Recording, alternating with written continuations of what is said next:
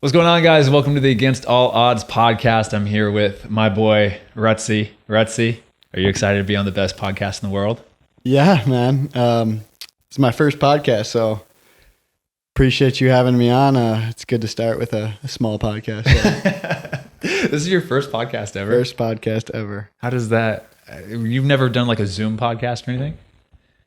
I think I did one that was like screen recorded during COVID off Zoom, but I don't even remember who it was for, but it wasn't really important. So this is the big... I mean, I'm not going to give you that this is a big podcast, but yeah, look at the studio. I know.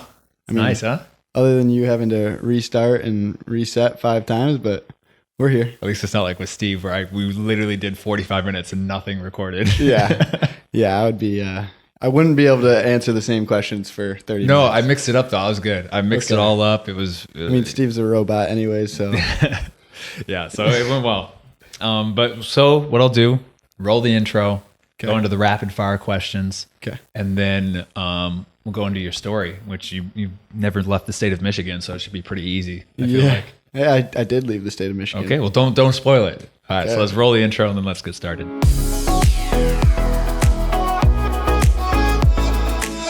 Okay, Rutz, rapid fire question. Full name? Connor Lewis Rutz. Lewis. Nice name. Yeah, thank you. This is my grandpa's.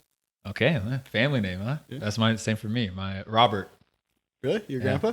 Roberto. No, Mateo. It comes out. Okay. Age? 27. Position? Don't know. Center mid, little bit of wing, attacking mid, some striker, some wing back. I don't really know. When was the last time you played wing back? Last year. Did you play what games? I was injured the first game. Came off the bench as a wing back.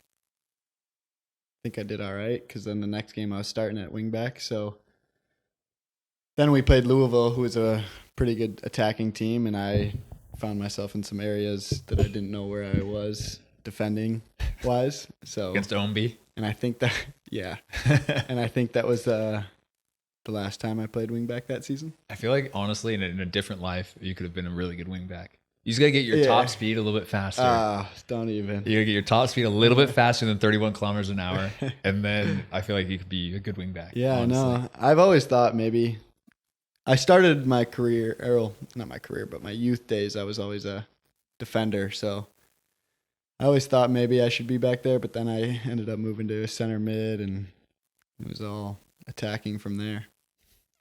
Well, if you just learn how to defend a little bit more. I'm a good defender. I just get megged a lot. I got long legs, so that's like if you're going at me, go through my legs, you'll probably get by me. I don't think I megged you this year. Yeah, I mean you don't meg many people. Meg lie I meg lie like it's my day job. Yeah. Maxie, easy.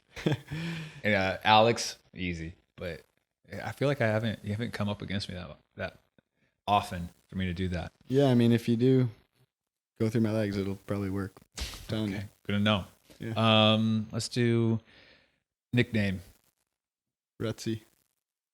Who started that? Don't know. Have you always been called Rutz? Or is it just everywhere. And it's not like I tell people my nickname's Rutz. I think it's just my last name, Rutz, and then people just adapt to Rutz, and then it sticks, and it just makes the most sense for everybody. I don't know. Even in club soccer, like growing up club as a kid? Soccer, yeah, my coach even called me it. Went to college, knew nobody from club soccer. Instantly, I was Rutz. Everywhere I went, it's Rutz. That's funny. I feel like for me, it's either Shelly or it's Matt Sheldon. I don't know what to call you on the field. Sometimes I call you Sheldon. Sometimes I say Shelly. Sometimes I say Matt. But I'm used to playing with Matt Lewis, so I'd always call him Matt. And when you guys were both on the team, it was difficult. So I was like Matt Sheldon. Now, for some reason too, there's like people have a hard time just saying Matt for me. Like even when I was little, it was always Matt Sheldon. Never just my first name. I don't know why. Yeah, it's like some names are just easier to combine both your first and last. You're more than a Matt. I am. There's something else there. Yeah. We got to figure it out. I know. I feel like that's why I should have been Mateo. I think Mateo. That's my alter ego on the field. When I start doing step overs and try to shoot from long ranges, that's when Mateo comes out. You gotta start drinking mate with us in the morning. I know. Antoine hated Mateo. Mateo would come out in Hartford and he would like put Mateo away. You need to be Matt Sheldon today. Yeah, he would hate that for some reason. Yeah, he hated it. Favorite dessert? Key lime pie. Oh, that's a good answer. That's a great answer. You like key lime pie? Yeah. Mm-hmm. You know, so for our birthdays at the club, we get desserts that we request on our birthday. Mm-hmm. And this year, Tiffany forgot to bring it out for everybody. But then she called me as I was leaving the field house. She's like, I have the pie, but everyone's already left. Do you want it? So I got the full pie to myself. You would be the guy, too, to take it home and not bring it and share it to the next day of training. For sure. Just bring it home. Yeah, for sure. Yeah, Took it home. Smart. Ate the whole thing. In one day? 2-3 days. You can just eat whatever you want without gaining any weight. Yeah, same with you, right? Yeah, I'm similar. Yeah. Mm-hmm. Just eat whatever. Yeah. Never once have I tried to watch my diet. Yeah. It's for me, it's like I need to eat, or else if I stop like focusing on what I'm eating, I'll find myself at 155 pounds, like 160. And I like to be 165 to 170. And if I don't, like I hop on the scale. Oh, I'm 163 right now. I got to get some ice cream in. Got to get some donuts. Got to get some more calories in. Yeah, I eat so much. Like people on the team, like Steve, they have no idea where the food goes, but I eat so much and cannot gain a pound. So you run 15K a game. Well, I try, but even during the off season, like when I try to put on some pounds in the gym, not doing as much cardio, just like workouts, protein, calories, I don't gain that much. Yeah. What's the heaviest you've ever been? Probably 170-ish, 172-ish. Yeah. Do you think when you're done, do you think you're going to blow up? I really don't know. Like I've never been not active in my life, so. Did you say when you're done, though, you want to run marathons? Yeah, I think I'd be good at it. You would be really good at it. But I wouldn't want to train for it. I would just show up at the marathon and see how I do. I was talking to Mimi about this. I'm confident I could go and do a marathon today and get a decent time. Well, today, yes.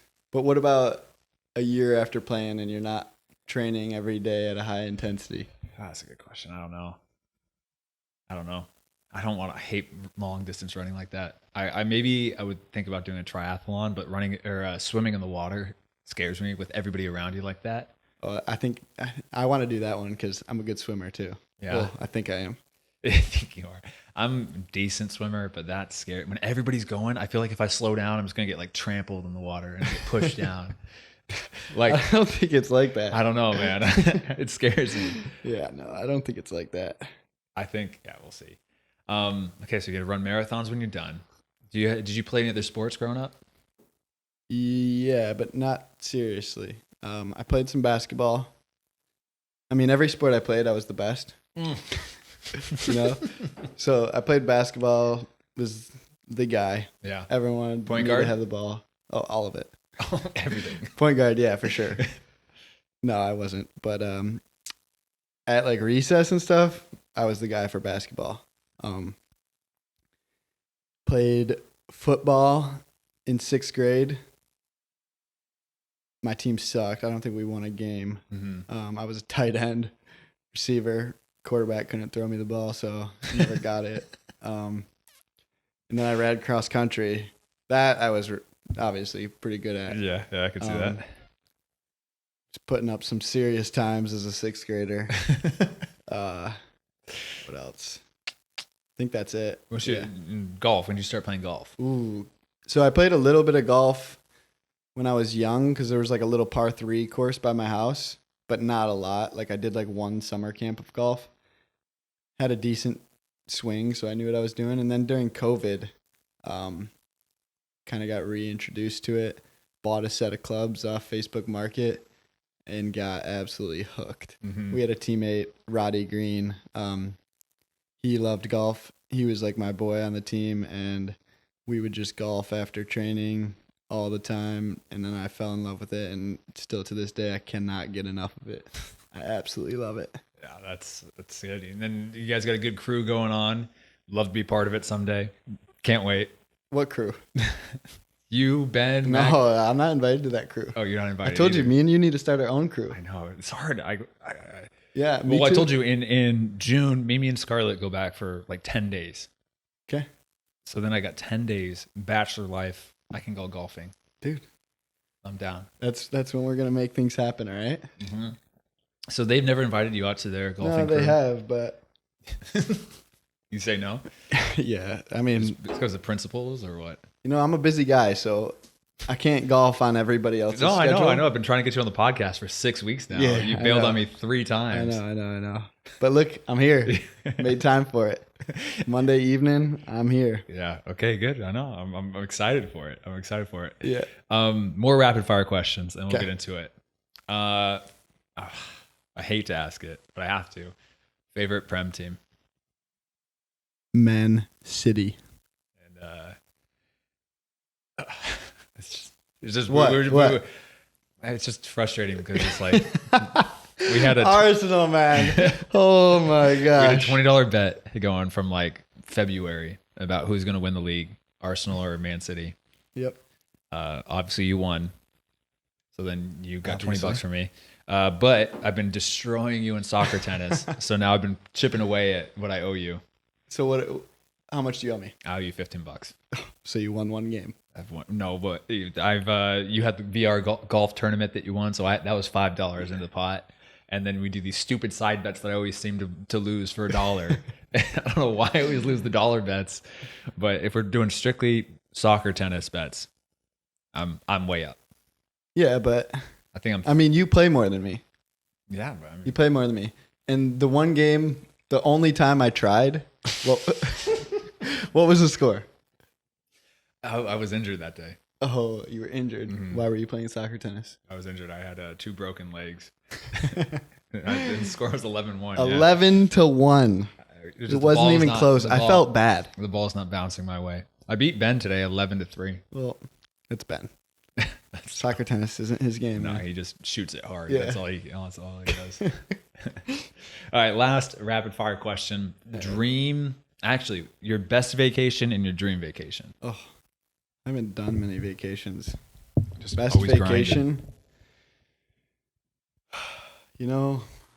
Best vacation between 2. One was Colorado steamboat, just like a ski trip. It Okay. was sweet. I used to love skiing and going to Colorado. It's just a different world for the skiing game. And then one you're gonna love. So I went way up. My dad took me way up into Canada in the middle of nowhere, and we stayed on an island on a lake. There was like barely even electricity on the island, but you just went on these. You would stay on these cabins, and you would go on these little boats and just fish for pike for like a whole week. That's the dream, You man. had to get on the boat and go like 2 miles on the water just to get back to land, and then drive like 15 miles from there just to get to the nearest grocery store. So it was absolute middle of nowhere, but it was awesome. How The did you even find stars that place?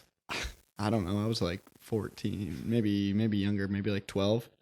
Went with my brothers, my dad, and some family friends, and it was awesome. I mean, like the stars at night when there's no light pollution or anything, the stars are just like colorful and just right in your face. Crazy. Northern lights. Could you see Uranus on there? Venus? This is a serious question. No. I'm just saying. Did you see the planets? Yeah, I think so. I mean, That's sick. I don't know which planets were No, I which, mean but- that's cool, man. I've never been to. Up north in Canada. I think I've been to Vancouver, but Vancouver's west. Yeah, it's west, Pacific Northwest, baby. I forgot. Yeah, You're a but big that's- geography guy. Big geography guy I am, yeah. All right, so Rutzy, thank you for doing the rapid fire question portion of the podcast. Yep. Let's hop into your story. Like you lived in Michigan your entire life. Yeah. Almost. Almost. We'll see. But you're born here in Detroit. Outside suburbs of Detroit, What and where? Commerce Township. Commerce Township. How far away is that? That's from where Detroit? Steve's having his kid. Really? Same hospital I was born at. Really? Yeah. Is he gonna name him Connor? I hope so. He should. He should. He definitely should, but Yeah. I don't know. That'd be cool if he did. Connor Rutz. What's his last name? Carroll. Connor Rutz Carroll. I like it. It's pretty nice. It's not a bad one. Connor Lewis Rutz Carroll. Yeah. So you're born in Commerce Township. How far is that from Detroit? About 45 minutes. Okay. And then did you grow up in that city or that township your whole childhood? Till I was about, till I was about like 17, 18. Okay. And growing up, talk me through your family situation, parents, siblings, what did it look like? I had 2 older brothers. We grew up on a little canal that led to a lake. So Michigan lake life, that's what I always talk about. It's the best, Michigan man. being awesome, just if you're out in the lake life. You guys have a boat? We did. I mean, we had a pontoon when I was young, but that ended up getting really beat up. We never took care of our stuff. And then we got a speedboat, and then we kind of all got older, and brothers moved away to college, and we ended up selling the boat. So, but I always had a little canoe and kayaks and stuff I would always take out fishing. And That's sick. I mean, Rutzy, I don't want to throw you under the bus here, but I think you kind of take it as a term of endearment. But you were voted the most redneck on the team. I mean, on this team, Yeah. anyone that goes outside would be number 2. I mean, we got a lot of indoor dogs on the team, a lot of city slickers. So, I mean, I wouldn't say I'm a redneck, but I do like outdoor things. I go outside. So yeah, I mean, what are you at? Like number 2? I was 2 or 3. Yeah. 2 or 3. And yeah. that's crazy. Because I'm not. Exactly. That's what I'm saying. So like, I grew up in Michigan. I'd go on a lake. I like fishing, and I don't even fish that much. Like I fish like, I don't even know if I fished last year, but I golf. I go outside. So I guess I'm a redneck. Yeah. Well, I'll take it. It's, I mean, I think it's a good term. It's true. You're doing stuff outside. You're not just playing video games or. I do play video games. Oh, you do? I do. What was your game? Fortnite? What was it? I'm really good at everyone. Every single video game. Every single game. More of a FIFA guy. FIFA. Shooters. Like, what are you doing? VR golf. I mean, you saw that. I'm good at that. But yeah, my friends and I play pro clubs. We, top team. I'm the striker, goal scorer. Okay. Play some Fortnite. I was playing OG Fortnite, season 1. Now it's just a little out of my age range now. Yeah. It's a bunch of kids playing now, but some Call of Duty. That's about it. Yeah. You got to get that VR headset so we can play some. Yes. Play some golf. Play some golf on the links. Yep. And then, so growing up with your family, you're out there in Commerce Township. Yeah. On the lake doing a whole bunch of stuff. Did you just start playing soccer when you were like 4 years old or something? Did your brothers play? Yeah. My older brothers played just for like a local select or recreational team when I was probably 4 or 5, and they were probably 8, maybe a little younger. And then I just started going to the games, watching it, and that's just the sport I knew. I was probably playing on the sidelines and stuff. Did you want to be a pro at that age? Was that your goal? I had no idea. I mean, at that time I wasn't even playing, and then I think I joined my local team that was like a little rec team where there wasn't goalies. You would just kick it in this goal. But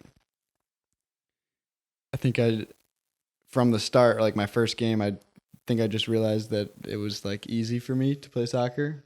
I coach now, and I can see like sometimes when you look at these kids who are like 5, 6, some people it just comes easier than others. And I think I was one of those guys who could just play the game and just score over and over again. Well, the other kids were picking dandelions or something. So I knew I had to stick with it from an early age. Why do you think that is? Why do you think that because I was like that too. And I feel like most pros were like that. But why is that? What is it that some kids have that?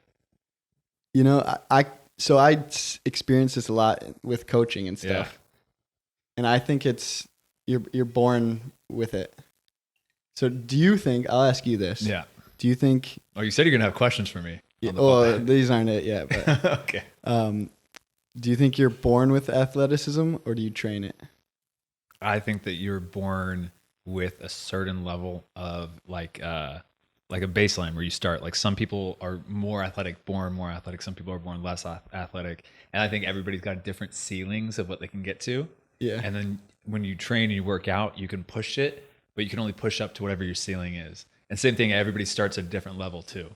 So it's like there's some people who are probably more athletic to begin with, but then they might not have the highest ceiling. You have some people that are born athletic with a super high ceiling, Mbappe, those kind of guys. Yeah. But I think for me, I think I was probably born a little bit more on the athletic side. My ceiling was super high. That's why I'm running top speeds in the team now. And just, I think you can, through training and working out, you can reach your genetic potential. That's my honest opinion. You've answered this question before, haven't you? I've thought about it. Yeah. I was going to do a full YouTube video about it, but it's hard. My brother asked me that the other day, and I was like, I was like, after I thought about it, I was a little bit, I was like, you're born with it for sure. You can train to be more athletic, but if I look at you, I could still tell like you're not born with it, or you're born with it. Mm-hmm. Yeah, like everyone that plays professional soccer obviously is born with it. But I think like, those kids in high school, maybe that when you would play like low level sports, you can just tell when someone's not born with it, that they're really trying to be athletic and they just can't do it. Yeah. I know. I have like people I'm thinking about, but I do know a couple that have like, some can really train and change it. That's what I'm saying. Cause I think that they were born with a really low baseline, but then their genetic potential, their ceiling is high. Yeah. So then for some reason, I don't know why they were born low with that, but they trained and all of a sudden you're like, wow, this kid's a beast now. Yeah. No, for sure. There's definitely some cases. Some outliers. Yeah. All right. So you were born with a little something and you're just like, I gotta just push it. I gotta keep going. Yeah, I mean. And what age did you fully commit to just playing soccer? I didn't really play any other sports.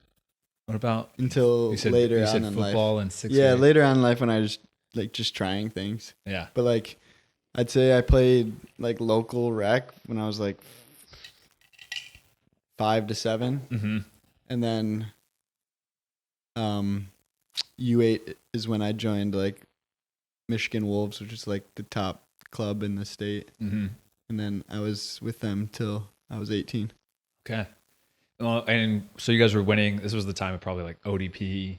Yeah. Were you guys winning state cup, like playing state cup? So before state cup, I mean, at a very young age, my team was, I feel like we'd go years without losing a game. That's crazy.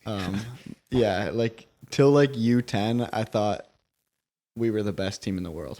I don't think we lost a game. We'd win this like tournament called Indoor Nationals. Mm-hmm. It wasn't really nationals. It was only like maybe a team from Ohio would join, but we'd win it every year. We thought we were awesome. And then it started slowing down a little bit. Mm-hmm. Some other good teams came around, but yeah. Michigan Wolves. Was this an academy team or is this just club? There was no academy back then. So it was just U8 to U18 was the highest level you could play. And it was simple back then. It was just like Michigan Wolves U18 mm-hmm. was like the best team. Uh-huh. And then it started becoming academy. And now I don't even know what it is right now. MLS Next, ECNL, all this. There's like different layers to it. Yeah, there's a whole bunch of stuff now. Yeah. NPL, there's an NPL or something. MSPSP is like a division that I coach in. There's like a local league, and then it goes ECNL, I think.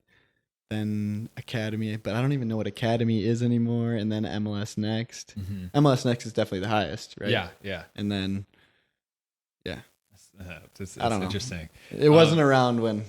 Isn't it crazy to think about though? For like you and me both, there's no academy teams to play for. Yeah, like you were just playing like with your club team. Yeah, it's just so funny, like the change in American soccer from 20 years.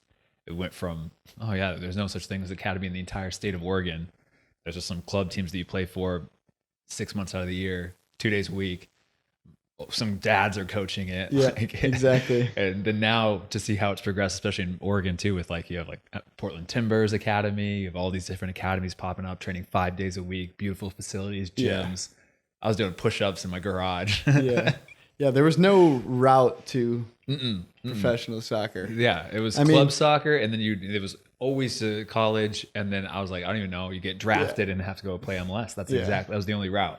There was new professional leagues popping up and dying all over the place, but there still is. But once I think Wolves created a U16 academy and then a U18 academy. So you'd play normal youth soccer up until U16. You had the option to go academy. Okay. Did you? I did not. Why? Because you want to play high school? I wanted to play high school. Right. Okay.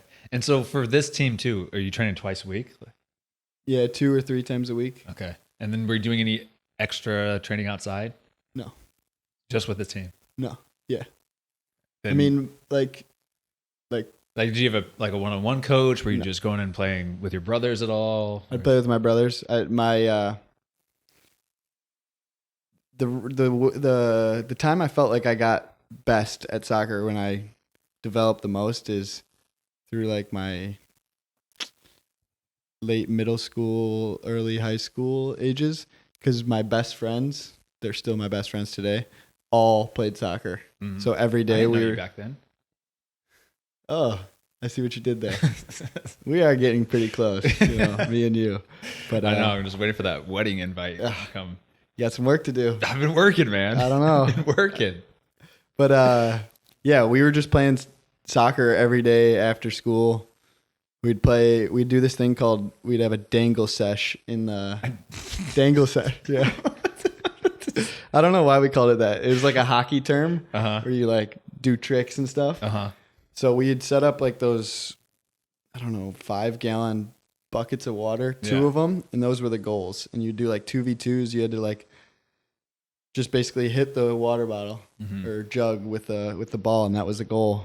So it was just on with your flats on the cement, and it was just like ball skills.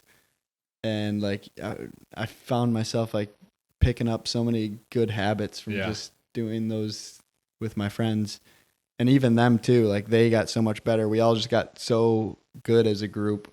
We would go up to the field and try to record ourselves hitting free kicks. I don't know. There was a YouTube channel back in the day called Free Kickers. Oh yeah, do you remember kickers. That? Yeah. We would submit a clip every week, trying to get on there. Did you ever get on? I don't think we did. Free Kickers, they were like the OG. Them and F2 Freestylers were like 2 F2. YouTube channels. Yep. Them and then who was that? He's still around. SR4U. SR4U, yeah. Soccer reviews for you. Yeah. That's Josh, I think his name is. Yeah. That's awesome. Those were the videos I used to watch. So I would watch all those, and then the Nike commercials. Oh yeah. Joga Bonito. Like, are they still making those? I don't know. Not as good. They're not the same. It's not the same. They're definitely not the same. It'll never make it to the point with Ronaldinho opening up the case with the golden R10 boots and just crossbar. I thought it was real back in the day. I only recently found out that it wasn't. Found out last year. No, I rewatched it. I was like, how did I believe that was real? Yeah. I thought it was completely real. Yeah. Same thing on the Nike had these other ones too. It's like a football player, and he was like doing an interview, and he goes and catches the football like that. Like, that guy's insane, man. Practicing it. I was like, I can't do that. Yeah. No, I was completely suckered into the Joga Bonito, like thinking all of those stuff were real. I mean, a lot of the tricks and stuff they were doing were real, but like the crossbar stuff was a little edited. Yeah. Do you have that editing skills? I don't. No. You don't I wish, bro. I wish I could get 1 million subscribers if I could do that. What are you at? Like 600. Yeah, I think that's the thing, huh? That's the turning point. Do you think you could because you want to be my business manager? I mean, do you want 1 million subscribers or what? I do. Yeah. You got to hire me. I'll do things behind the scenes that I mean, to be fair, you brought some great ideas to the table. Like right now, like this coffee, this should have a logo on it. Company. Where's your logo? It's there. Why isn't it here? I know. I mean, that'd be a good idea. We need sponsors. You should be wearing a shirt from a company. I should be wearing the. How many people watch this podcast? Couple thousand. That's it. That's it. I thought this was a bigger pod than that. Most of them are listening, man. They're listening on Spotify. Oh, okay. So like so a verbal there's sponsor. Viewers and listeners all over the place. Oh yeah. Okay. Because you got your YouTube views, you got your Spotify listeners, you got your Apple Podcast listeners, you got your Podbean listeners. Which viewers do you respect the most? YouTube. YouTube viewers? Oh yeah, YouTube for sure. If you're on Spotify, if you're listening to this on Spotify, switch over to YouTube. Yeah, pull up your phone. I don't care if you're driving. No, don't do that. Don't do that. I should be wearing the my Become Elite Icarus FC jersey. Yeah, what a company. Oh yeah, what a company. Yeah. Icarus FC. That's the sponsor. I'll get Antoine to pay me some money for plugging it. Yeah, in this podcast. I mean, what a company. Fully customizable jerseys for a good rate. If you're interested, click the link in the description. Use code RUTZY20 for 20% off. Is that a real code? Oh, we'll talk to Antoine. We'll make it. We'll make it. Do I get a cut of that? You got to work that out with Antoine. Give me a shirt or two. Yeah. Okay. So, at what age do you think you were thinking, I want to be a pro, or was there something else you want to be like during your youth? No. There was nothing else I had in mind. Probably U8 when I went to a real club. Yeah. Like probably in like second grade when I got asked on like a homework assignment, I definitely was writing, I want to be a professional soccer player. Mm-hmm. And at this time you were a Manchester United supporter, right? No. It wasn't until about 8 years ago that you switched over to City? False. I'm just not even going to give this any attention. So next question, please. All right, next question. You want to be a pro footballer. At this point, like we said, there wasn't like a clearly defined route to the pro game. So were you thinking college 100%? Because I know your grades weren't the best. How do you know? I know you. I know your grades weren't the best in high school. What was your GPA? I don't want to talk about it. Okay. It wasn't high. That's for sure. It definitely was not high. But it wasn't low because I'm dumb. I just didn't really care too much. It's a classic excuse. What were your grades? I was really smart. I had a 4.2 in high school. Nerd. Yeah, that was good. It was easy, bro. I honestly. You would have a 4.2. I did. Were you super like organized? Like no. Did you have friends? No, I would What'd show you up do to in high school. I had lots of friends outside of school. Did you have friends? Hang out with girls, man. No, you didn't. That's all I did. Hang out with girls, go to the movies with girls. No, you didn't. I just know that's false. No, we played FIFA in my friend's basement. Yeah. After you got your homework done. But bro, high school was so easy to get good grades. I would show up. I didn't have anything. I'd be like, hey, can I borrow a pencil? Can I borrow a piece of paper? Do the stuff. If you just paid half attention, you could have a side conversation. You're still kind of listening to what's going on in the Civil War. And then you go and take the test. You just put down the right answers. It's not hard. It was hard for me. I don't know. I mean, not hard, but I just I didn't care. I don't know. But what was your plan? Did you want to play in college? Like my whole thing was like, the better grades I get, the more likely I am to play it. I want to go to Stanford and play for Stanford. I don't think I had, at that age, I don't think I had any sort of work ethic towards that stuff. But soccer, like if you put me on a soccer field or put me in front of my coach, it was like, okay, whatever the coach says goes. Like, This is my life. This is the most serious thing in my life. You put me in a classroom and I was just like, this is stupid.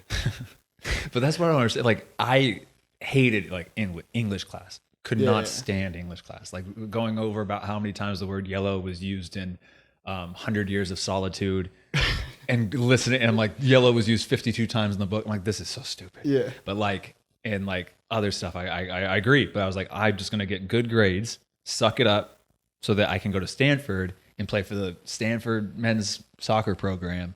Because then I want to play at the MLS for the Portland Timbers. That was like my whole thought. And I was like, this is like a necessary evil to do. Yeah. So for you, were you just thinking, I'm going to finish high school and go straight to the pro game? No. You just weren't even thinking. I was just like, yeah, I think maybe my grades will be all right. And I'll just go to a college where they're going to have to deal with my grades.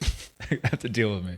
I mean, like, Honestly, if I had the mind I have today, I mean, I think I was just like a different person in high school. I was just lazy, and I think school would be easy for me now. I'm just a little bit more focused and stuff. But yeah, back then I mean, there was no way I was like taking any of that seriously. I don't know why. Did your brothers get good grades? No. What are they doing now? One of my brothers lives in Florida Keys. So if you want, so like him in high school, he ended up dropping out. Really? For a little bit. And he actually went to live in the woods. No way. Built a house out of trees. So a cabin. Yes. I mean, yes. But like trees that he cut down. Yeah. Got a couple chickens. Where? In Michigan? Yeah, up north Michigan. UP? No, not the UP. This part? We're looking like right there. Okay, I see. Yeah, right there. That's up north. Yeah. Standish, Michigan. Okay. Not much there. But chickens and trees. So yeah, I mean he was crazy. So and now he lives in the Florida Keys. All he does is fish. He's a boat mechanic, so he went to trade school. That's awesome. He's doing really well down there. He's living his life, fishing all the time, doing what he loves. He moved down there like 6 years ago. He's come back to Michigan like once. Like he loves it down there. It's hard not to love it down there. Yeah, it's awesome. How many years did he live in this cabin that he built? I think he probably did like 5 months maybe, and then he was like, all right, this isn't the way to live. A little boring. But yeah, no, he was the type of guy that needed to do that, to carve his own path. Figure something out. Yeah. He's crazy, so. Okay. Yeah. And then, so he went to trade school, and now he's a boat mechanic down the Keys. What's your other brother doing? Yeah, my other brother is married and has a kid, almost 2, maybe 2. I don't know. I'm bad with that stuff. He just moved back from Norway. He just went on. He kind of works remotely, so he can kind of make his own hours, do what he wants from where he wants. So they did like a trip of like 6 months to Norway. I watched his dog for 6 months. Now he's back home. He's living with my mom right now before he goes on another adventure I think they're going to do. Where's next? I don't know. That's sick. Yeah, he just kind of floats around right now. They haven't really decided to buy a forever home yet, and they're just kind of moving around, so. That's sick. I was saying to Mimi, I want to do that when I'm done, especially if I keep on doing YouTube and stuff like that. You don't need to be locked in anywhere. Yeah. I think it'd be sick to go to live in England for like 3 months, do some like stadium tours, like train with a team, like do some interviews or something, live in like London, and then go over to like Madrid, live in Madrid for a couple months. But like, we'll see. You can bounce around like visas and How do you get 6 months in Norway? Maybe it was 3. Yeah, I don't know. Usually you need I think he did the visa and then maybe extended it or something, or spent a week or so in Iceland so he could go back. I don't remember what happened, but that's cool. Yeah. What's he do for his job then? How can he work He's remote? like does a lot of like investment banking stuff and in stock. Was he good in school? Don't think so. Oh, yeah. Not great. I think he was the best of the 3 of us, but not great. Yeah. He went to Michigan State. He played soccer there. Okay. But yeah, none of us were fantastic in school. Yeah. And I think I learned from them that they were like, yeah, school's stupid. Don't try. Because you're like, worst case scenario, I'll just go live in this cabin. Yeah. With these chickens. No, I didn't listen to him about that stuff. Carson was the middle age, so he's the one that went to the Carson, cabin. Connor, and who? What was Kyle. That? Kyle. Yeah. With the C? K.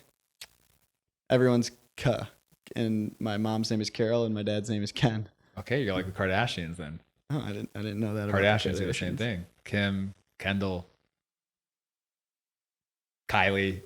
I don't know them. I don't know all of them. You're just you're too busy hunting and playing Fortnite with 8-year-olds. Yes. Sounds like me. All right. So you didn't really, you're going through school, doing enough, and your plan was, I'm going to go to some college that will deal with my grades. Honestly, yeah. I didn't really have like a plan, a route. My brother played at State. He went to State when I was a sophomore in high school. He was going to State. So I was like, yeah, I'll probably go to state.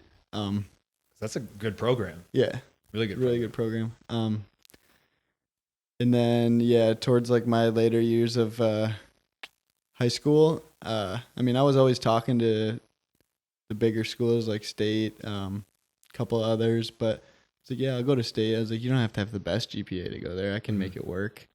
But I think things slipped away from me. I think the GPA got a little too rough. But I still always thought in my mind, I was like, we'll make it work, whatever. Like, yeah. I'm not worried. Okay. And then at what year did you realize it's not going to, did you get denied from Michigan State? Or did the program say like, we can't have you, or how did that work? Yeah, I mean, a few things. So like, again, like when I was in high school, I just wasn't taking everything as serious as I should have. And yeah, I chose the playing high school soccer route over academy route. And at that point, colleges, like the bigger schools, were starting to tell me like, hey, like if you're not playing academy, we're just not even gonna go this route. Like, and I still was like, I want to play high school. I want to play with my friends. And I had a really good team at the Wolves that was an academy, because my whole group that grew up that way, we all kind of stuck together and didn't go the academy route. So we had a really good team.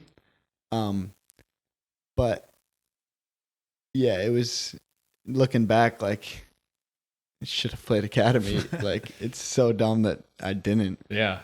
But somehow, it ended up working out. But it was really interesting. Yeah. I mean, because in my head, sophomore, junior year, all I was thinking of like, how can I maximize my chances of playing at the biggest D1 school ever? Like that was my whole, like Oregon State, Gonzaga. Like I'm thinking of like West Coast schools. Like I want to play there. And I'm like, if there was academy, I would have done anything to play academy. Like, because I was hyper fixated on playing in college. Like obsessed. Yeah, I didn't really have that obsession. I just saw my brother go play college, so I was like, yeah, I'll go play college too. Didn't realize that like you had to like do everything from grades to doing the right emails and everything CV now and like to get into the D1 programs and the top schools. You got to do everything, right? It's a very competitive market, so. So then once you realized you couldn't go to Michigan State and it wasn't going to work out there, you ended up still playing collegiately. Yeah. But what happened and where'd you go? So like after some schools were like, yeah, it's not going to work, grades, and like we want academy players. Then like some other schools like NAI schools and D2 schools started coming into the picture, and they're like, oh, we can get this player. Like he's probably a D1 player and we're about to get him. He's available. And then for me, it was just like, oh, do I want to do this? Like, I don't know. And then came down to it. And then I heard some really good things about a program, like a junior college program that was about 30 minutes from my hometown, 30 minutes from where I lived at the time. And that's what I ended up doing. I went to train with them one day and I was like, okay, yeah, I'm doing this. Yeah. And that was Schoolcraft College. It was a junior college. So, yeah, why did you choose there over like a D2 NAI program, D3 program? Well, first of all, I was going to still live at home, which made sense for me at the time, me and my family at the time. So I was going to live at home, pay next to nothing for school. And then the quality of players at this college was unbelievable. And I think I grew as a player so much through taking that route rather than going D1. Do you think like were you like at this time were you thinking, okay, I'm going to do 2 years here, a year or two here, and then go to a D1 program? Yeah. That was your plan? Yeah. That's what I would tell everybody. Yeah, I'll do 2 years here and then I'll go D1. Get the grades up. Yeah. Fix these grades. Because, yeah. And why did this program recruit such good players? Like, was it the coaches? Like, was it the coaches over there that were just really good recruiters? Or yeah, I mean, good coaches. My coach had a serious connection in Venezuela. I don't really know how, but first training I went to, I'm instead of like playing with my U18 Wolves, where I'm just playing with a bunch of, American U18 year olds, to going to play with 25, 26, 27-year-old ex-Venezuelan national team players. Yeah. It was just way different. Like a different culture of soccer. I learned so much about the game. So just, I think like the first game I started in college, me and my buddy Jake Rosen, were like the only two Americans in the lineup that spoke English as their primary language. Like it was different for sure. And you learn a lot about the game through playing with grown men who have already played pro. Yeah. They only qualify for JUCO and stuff, so they can't go to those Division I schools. So it's a different environment for sure. Yeah. Did you like at this point now? Are you thinking like I'm going to perform here, go to D1, or after the first year and seeing the quality, you're like I might stick it out here a little bit longer, or is it 2 years was the max you could do there? Yeah, 2 years is the max. Okay. How did the first season go for you then personally? Good. I think I got like all region team. What position are you playing at this time? I was playing holding mid. Okay. And this is why your Spanish is so good today. Yes. See. Yeah. Because you and Maxie are always talking in Spanish to each other. You know, me and Maxie and Carlos. We go way back. Yeah. You didn't learn any Spanish from that time, huh? No. Nope. You took German in high school. Yeah, I know like a sentence of German. Yeah. But no Spanish. That's like what I got out of high school. That one sentence of German. A sentence of German. What is the sentence? I think it's like die Ecke. I think that means like around the corner. I don't know why that stuck with me, but it did. Can you count to 10? No. Yeah, come on. You could do it. No. Eins. Zwei. Drei. Vier. Fünf. Sechs. I feel like I remember 7 being hard. No, it's easy. 7? Sieben. Acht. Neun.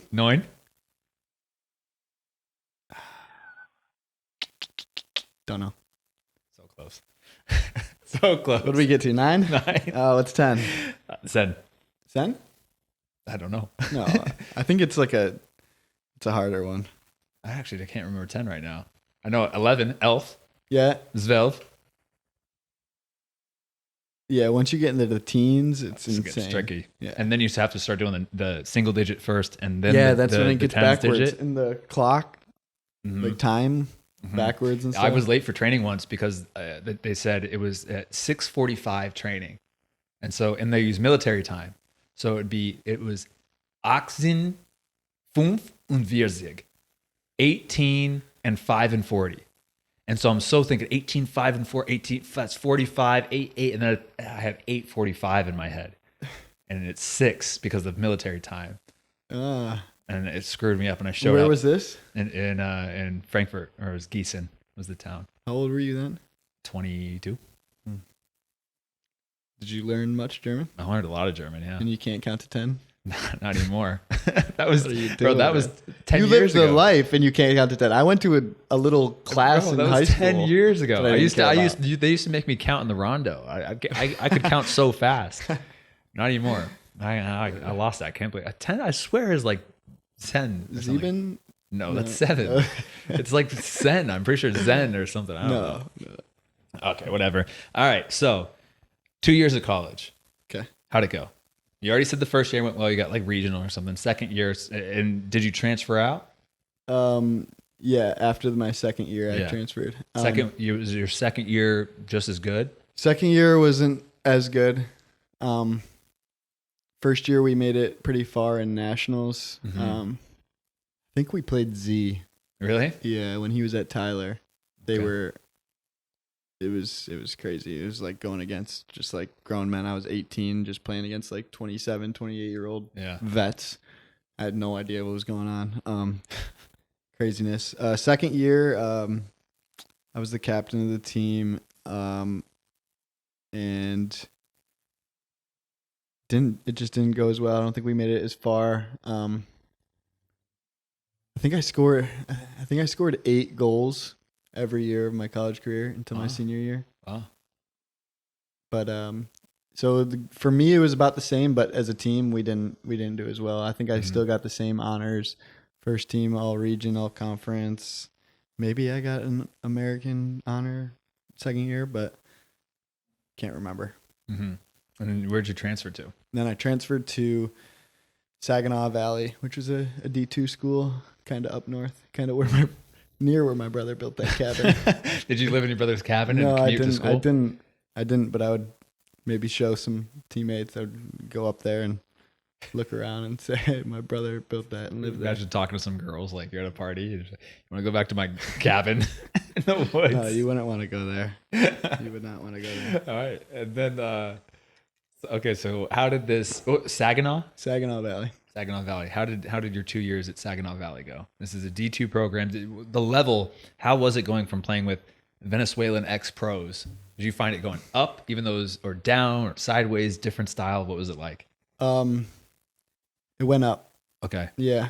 But it was another culture change. So I went from playing with all these Venezuelans and Brazilians to then going to Saginaw Valley, which was very English. Coaches were English. Players, everyone we recruited was English. So 2 different games from Venezuela to England. So now this is why your English is so good.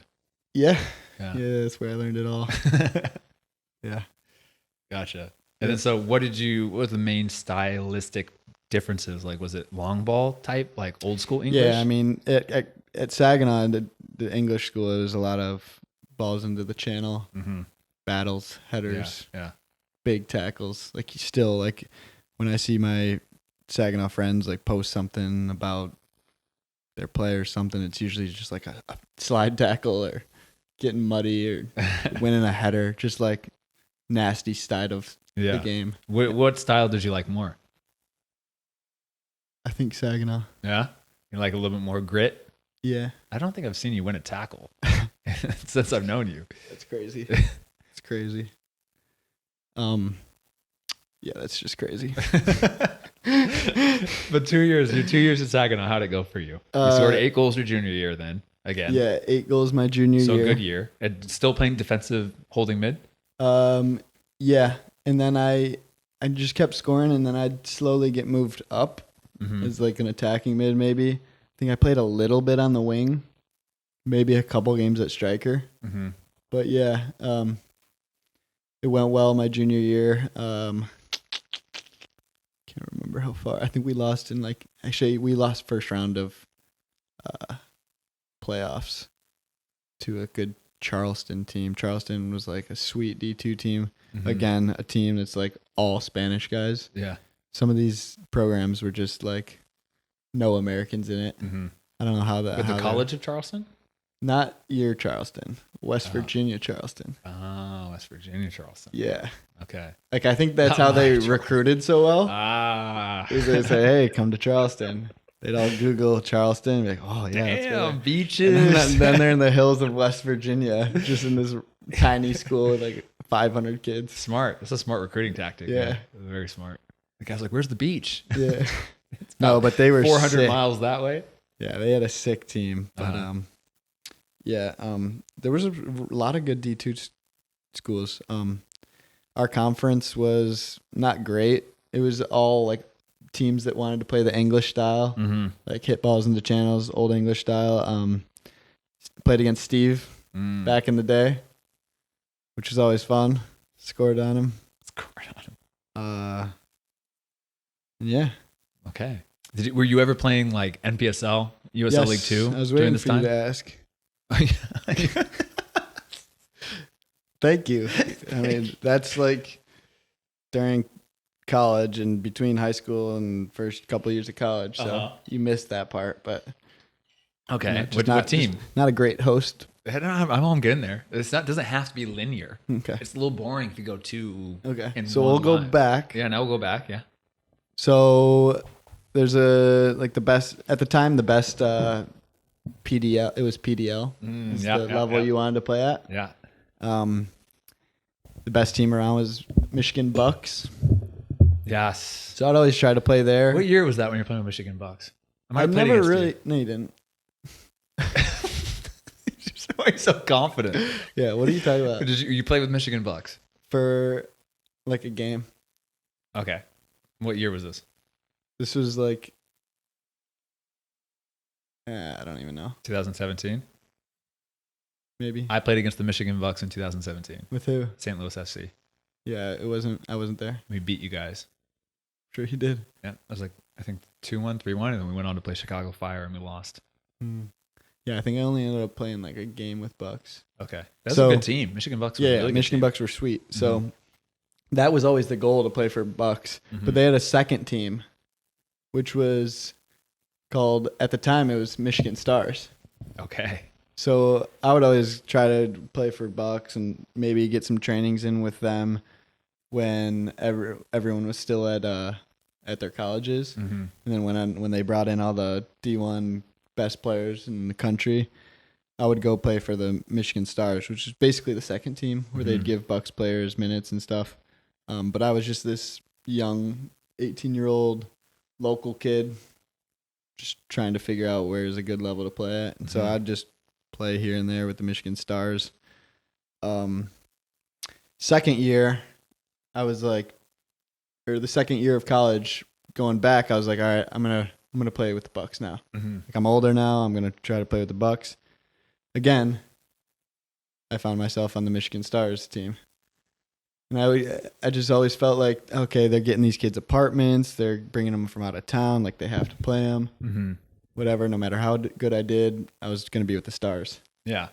So at that point, I realized I want to be that guy that's valued.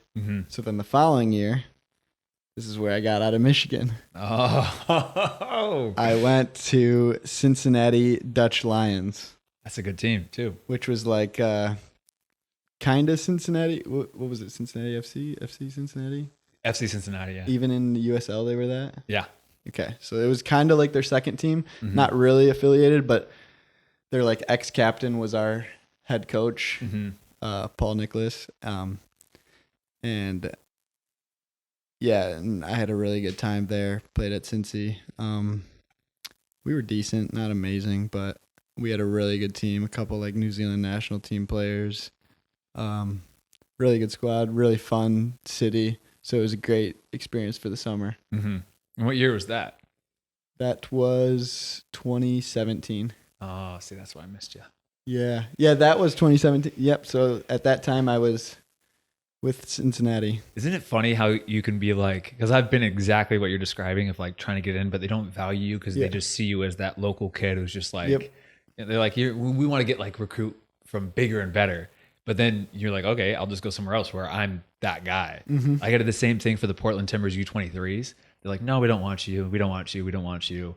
And I'm like, okay. And I go to the San Jose Earthquakes U23s, and they brought me in as this big recruit. Not really a big recruit. I shouldn't say that. I was just a guy who they valued more because I was coming from out of state and like a little bit different. And it's just, I'm like, I don't know. This is the same level, same organizations. Why does one completely undervalue me and the other one almost overvalue me? You know? Yeah.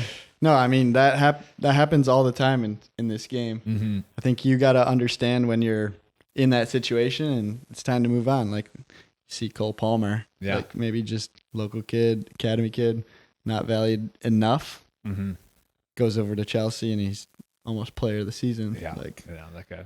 He reminds me of a little bit of like my kind of play style. I feel like. Not even close. Not even close. What are your similarities? I think dribbling, dynamic finishing. Dynamic finishing. Yeah. What's dynamic finishing? It's where you can finish dynamically. Okay. You know, not like just set pieces, boring finish. Like you're on the run, full speed, slot at the corner. Okay. It'll be a new FIFA stat. Dynamic finishing. Who's the best dynamic finisher? That's a great question. That's a really good question. Chicharito. You think? One of them. Yeah. Yeah. Okay. I'd say I mean, Cole Palmer, he's got to be up there. I'd say Phil Foden, probably. Dynamic finisher. I don't know this. I don't know this category. You'll learn it. You'll see when in FIFA 25. Yeah. When it's up. Okay, and then so you're playing for Cincy Dutch Lions, right? That's their name? Cincinnati Dutch Lions, yeah. Cincinnati Dutch Lions. And then you went back to your final year of school, right? After that. Yeah. And at this point, are you fully set on like what was your plan after college? You think I'm going to be a pro no matter what? What was your plan going into this final year of college? My plan was to go pro. Mm-hmm. I mean, I had an awesome coach. He was maybe 3 years older than me. Mm-hmm. He got a head coaching job at a really young time, but he had connections all over. Like, this guy knows everybody. Mm-hmm. It's one of those guys. And he was always telling me, like, yeah, you'll go pro. We're going to find you something. Mm-hmm. I was like, all right, let's go. And I had a really good senior year, personally. I don't remember how many goals or assists I got, but it was all American, all that good stuff. And yeah, so after college, then it was just like, I was like, all right, what's next? How do I go pro? And then there's obviously combines and stuff. Yeah. So I went to a combine. I don't think any pro coaches were even there. What was the combine called? If you want to say it. I don't know. It was in Brighton, Michigan. I forgot Midwest Combine. Okay. There were some pro coaches there, but like, you schedule a game, like there's like a training session, and then there was like few games, and like if you're a pro coach and you wanted to watch all the games, you're going to be there for a while. Mm-hmm. And I remember the best game I played was the very last game of the event. Mm-hmm. I think I got a goal and an assist. I don't think I lost the ball. It was one of those games I was balling out. And I don't think any coaches were even there anymore. It gave me like a resume from doing it, but I don't know if it was worth it. I wouldn't tell people not to do it. Yeah. But you got to realize that you can't go into these things thinking like, oh, I'm going to get talked to by so many pro teams. But these pro teams already, if they want you at these events, they already know who you are, and they're going in there looking at you in a team environment. 100%. Especially unless you're going to like a brand new NISA team or sometimes USL League One team that has not built their roster, and you're going there, and then that's a great chance, because I've seen like Irvine Zeta did one, and they were like, we're looking to get like 8 or 9 guys. I was talking to the coach. Wow. Yeah, but then I've been on one where it's like, I'm not gonna say the team, but they're a USL League One team, and they're like, we might look at one to bring into preseason. Yeah, like maybe one. And I was like, that's tough. That's tough. And in one specific position. So it's like, if you're not a left winger, we're not even going to look at you no matter how well you play. You're just creating a session for everybody else. Yeah. So did that combine. Got nothing out of it. Except a shirt. Is it a nice shirt at least? I don't know. I think I gave it away. And then after that, I had a few open trials lined up, like with clubs specifically. So first one I went to was Memphis. Went down there, drove like 9 hours or something. Mm-hmm. Played like a 2-day open trial. Thought I did well, but I was suffering like the only pair of boots I had with me had this like nasty little wire in it, and it was giving me the worst blister of my life. Like, I swear it was cutting open my toe. And I just remember that affected me all weekend, but I still played really well. But like, I would just like take my cleat off, and socks were covered in blood. But it was annoying, but I played well, and then got an email a couple days later after I got home. It was like, hey, listen, thought you did well, just not the right fit. I was like, all right. Kind of expecting that, but after seeing that first trial, I was like, all right, maybe actually going to the trial and like hearing the coaches, what they have to say. There was about probably 25 of us, and they were maybe looking for one player. Then I was like, all right, wow, this is gonna be hard. It's like I don't know if I'm ever gonna go pro. This is really hard. Mm-hmm. Like it's not easy whatsoever, and like rarely some of these teams like rarely do they ever want to even just grab someone who's never played pro before. Mm-hmm. Mm-hmm. They'd rather grab someone who's been in the game for a while. Mm-hmm. So like to make it out of college is like with no pro experience is tough, man. Yeah. I remember thinking like, I knew I had to get my foot in the door and get my first pro contract because every club was asking like, where have you played? And you'd say college, and like, we don't really care about that. And I was like, how do I get my foot in the door to get that first contract if all you're looking for is people with experience? It's like an entry level job asking for 3 years experience. Yeah. And I'm like, this is impossible. Like, I don't understand. And like, it's hard, but you look at it like an investment from the club. It's like they want to have a safer investment into an established pro that they can get for cheap, who's coming off of their, not the best season. That's a safer investment for their money than a college kid who you don't know how mentally he's going to handle the pro game. Yeah, exactly. It's tough. It's really tough. Yeah, it's that first pro contract, no matter what it is. Was your college coach at this time? Was he setting up trials for you? Yeah, so he helped me would get these open tryouts. Yeah. Okay. Was he talking to the coaches for you? Yeah. I mean, I think he's good friends with like an agent or something who was just like, yeah, these open trials like are open, like go hit him up, and then maybe he like sent my kind of CVs over there, and they're like, yeah, bring him out to the open trial, see how he does. But not like these clubs were reaching out to me saying, come out to this open trial, we are really interested in you. And it's really rare for any professional club to do that to a college kid. Yeah. Like even if you're playing with the top programs, you have to be killing it even there for them to be like, and then a lot of the USL clubs are like, oh, this guy's going to go MLS. So so it's like, it's tough. Yeah. But how did you get your first break? So you went to Memphis. What was after Memphis? After Memphis was New Mexico. Okay. Went to New Mexico and played unbelievable at center mid. It was, the elevation there was crazy. I'd never done anything like that. I was dying. Everyone was getting subs and they were not taking me out. I was like, what's going on? Like, just give me a break. I didn't realize it was because they like were interested in me. And then as soon as I thought I was getting a sub, they moved me to right back. I was like, what? Like they're just moving me to right back just because I'm a number. And I was fully down on it, but I was still balling out. Like I was playing really well. And then they had meetings. They did it a little bit more seriously at New Mexico. It was a really well-run open trial and just a club, at least at the time. I'm sure it still is, but I was like, wait, what do you mean by that? I don't know. I mean, it was Troy, the head coach. He's now at Red Bulls, so he did things really, really proper. He brought us all in one by one, individual meetings, which didn't happen at that's crazy. Just kind of broke it down how we were, and then I think there was at that one, I think there was 4 11v11 teams, so whatever that is, like over at least like 150. Yeah, something 5,000, something like that. 5,000 people. If you count subs, maybe 6. Yeah, 6,000, 6 or 7, 100. It's a big field, huh? Yeah. But he brought me in. He was basically like, "Hey, I was super shocked. I didn't know who you were, but we want you to come to preseason with us." I was like, "Sweet!"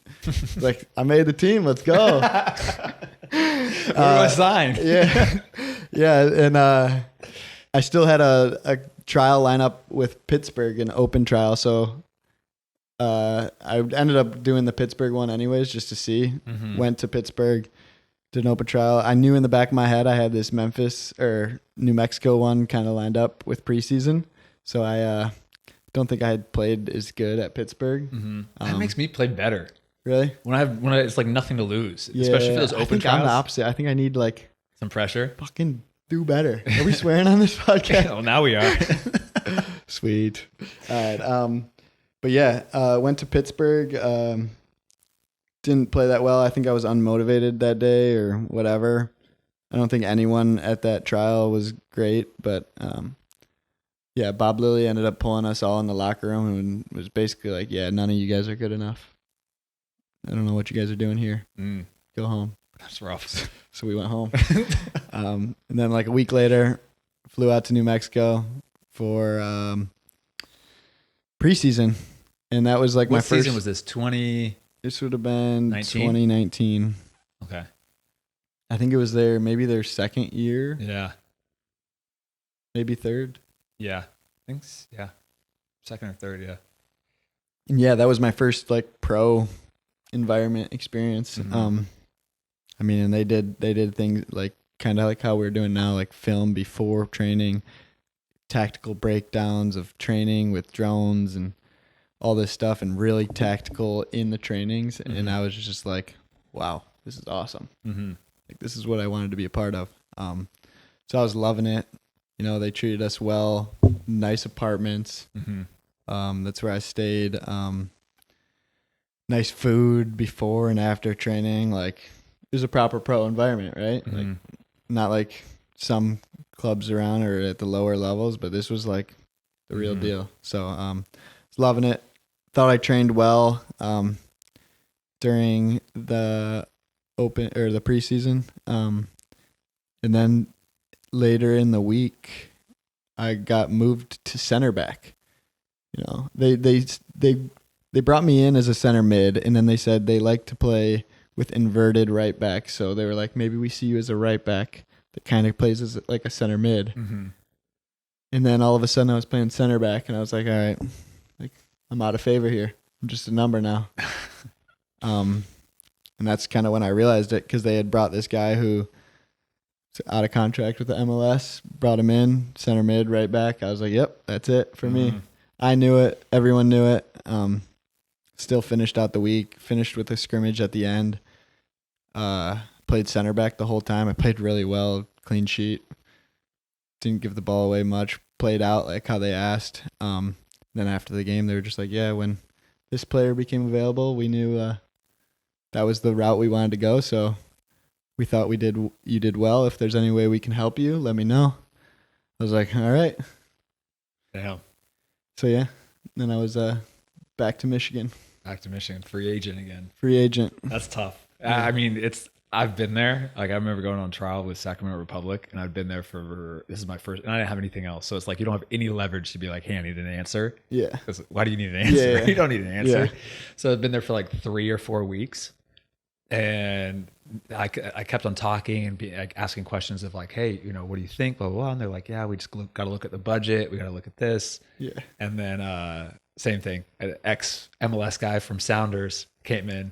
2 days later, he was signed. Yeah. And I was like, I'm probably not going to get signed. Yeah. Here. Yeah. It's tough. It's tough. You realize it, like in college and stuff, like, okay, like, yeah, we can maybe give you a scholarship. These guys, they got to offer up a paycheck to you. Yeah. And it's like, crap, you better be worth it. Mm-hmm. And a lot of the times the college kid isn't. So like, it's tough. Mm-hmm. Very tough. And it's hard too, because it's like we said again, is you got zero resume. And so it's like, you can see, at least like I was there, I was like saying like, I'm right here at this level. Like there's stuff I need to work on. I'm still raw. Like I still need to fine tune some things. Yeah. But I was like, I can compete with these guys. I'm here. Like there's days where I was the worst player at training, but there are other days where I was like, I'm performing pretty well here. And then I was like, I should be able to get this. And then when you don't, you're like, okay, I'm close. Like I was like, I'm so close. I'm right there. Yeah. So that it was like really demoralizing when I saw that, but at the same time I'm like, okay, I just need my foot in the door. That was like all I was thinking. Yeah. It's exactly how it was for me, kind of. When I was training with New Mexico, there was like, it wasn't like a level where I was like, this was too high for me. Mm-hmm. Like I knew I could play at that level, just I wasn't quite ready at the time. It's the same way. But yeah, no, I was like, yeah, I could play at this level soon. For me, it was the rondos.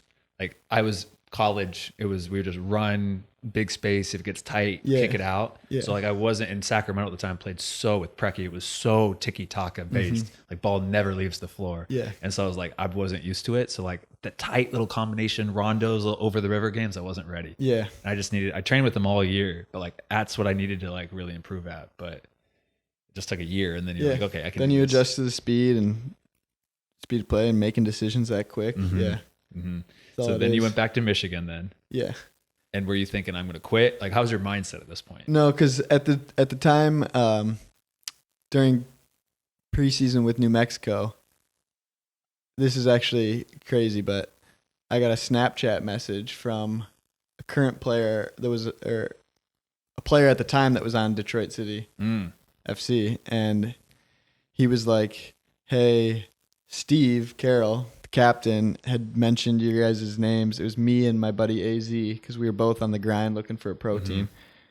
Put us in a group chat message and was like, hey, Trevor's got his eyes on you guys. Like Steve mentioned you two to him because Trevor's looking for players.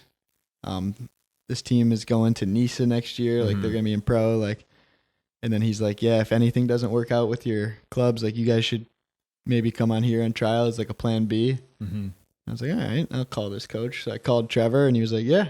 He's like, yeah, let me know how those trials go. Best of luck. Hope you can get signed somewhere. But if nothing works out, like let me know. We'd love to have you on trial here. So I was like, all right, cool. That's a little fallback plan, right? In my hometown city. That could be. Well, you're from Commerce Township. You're not really from Detroit like I am. Is this Detroit right here? Is this a Detroit address? No. Technically, no. So you say you're from Detroit because you're from outside of Detroit. Well, I'm 20 minutes within Detroit. But that's the cutoff. If you're over 20 minutes away from the city center, you can't say that. I think there's an edge of Detroit. You know the zoning laws are all weird. I'm from Detroit. I think there's a part of Detroit that kind of peaks out towards me, and if I went from that point to Commerce, I think it's within 20. So I don't know. I don't think so. You don't know much. I just think I'm more of a. I can't believe you're claiming Detroit. I am. Yeah. How long have you been here? 4 months. 4 months. Mm-hmm. You're claiming it. Yep. It's crazy. I'm not gonna lie. It's one of my favorite places I've lived. It's amazing. Yeah. Yeah. Except for the snow in the winter, I could do without that. But yeah, it's nice. The snow makes you appreciate summer even more, though. I agree. And with Portland, we don't have the snow as much, but we have the rain and the clouds. And that first day, it's so much like here. Like that first 70-degree day in April that comes out, and everybody's outside, everybody's doing stuff. It reminded me exactly of the first sunny day in Portland. Because Mimi is from San Diego, where it's just 70 degrees and sunny every day. Yeah. People are just you get sick of that. Yeah, right? People are just like, oh, it drops into 65 and they got gloves on. Yeah, like no, that's not. For me. Like here you get everything, right? Yeah. I need my seasons. It's summer right now, and now it's like, ooh, maybe a little winter sounds nice. I think it makes you a little soft too if it's just perfect all the time. Yeah. I mean, right now, how good does a little bit of snow sound? Pretty nice. Yeah. I mean, right now because there's no AC. This guy's got no AC in his professional podcast studio. We're dying. Soon, that's the next upgrade, man. Next YouTube paycheck that comes in, we're putting AC in this unit. Yeah. But yeah, how good does that sound right now? And then in the middle of winter, you're like, this sucks. And then you just got to get to winter, and then that first snow melt, you're like, we're back. Telling you what, I'm sold, man. I'm living here. Michigan summers are the best. I know. I've experienced it. It's like we always argue on the team. We go like, is Michigan a top 5 state in the country? I obviously always say yes, but okay, I'm gonna think about this. I might be biased. I think Oregon's up there. Never been. Oh, you're missing out, man. You like waterfalls? Yeah, I do. You're gonna love it. Yeah. We got everything. Okay. We got nice, or not. I shouldn't say nice. We got beaches, but they're cold and windy and rocky. But we got the mountains, Mount Hood. You go out to Bend. You got Mount Bachelor. You got the high desert. You go out Eastern Oregon, high desert, hot in the summers. Tons of powdery snow in the winters. You got the rivers, waterfalls, rainforest. You got it all. It's everything, man. You got it all. You like to fish? Some good fishing out there? We got the best. We got good fishing, man. You got salmon. It's funny because I don't even fish that much. Like, me either. I wish I did fish more, but I don't. I wish I did. It's fun to talk about but I'm like a fisherman to you guys. It's fun to talk about it with Lai, who probably never held a fishing pole in his life. Yeah. I've probably fished 20 times in my life. Yeah. That's about it. But yeah, Michigan's up there. I think Florida, just for the outdoors. Florida's great. I love Florida's Florida. a good state. South Carolina, I love South Carolina. But it's just kind of like the coast of it. The inland South Carolina it's hot and humid. Mm-hmm. Other than that, though, California is, I mean, people are gonna argue for California, Yeah. for Texas. but California, I think the only good part about California is the little strip from LA down to Mexico. Yeah. Other than that, it's just a desert. I think Bay Area is a little overhyped. Yeah. I think, don't tell Carlos. Sacramento's nice, actually. I actually enjoyed Sacramento. But other than that, it's just a desert with a lot of cows. Yeah. No, not a big fan of California. Yosemite's sick. You ever been to Yosemite? No. You should go, man. It's cool. What's sick about it? Just the rocks. I do like rocks. Yeah, man. It's granite. Granite? You like granite? Sure do.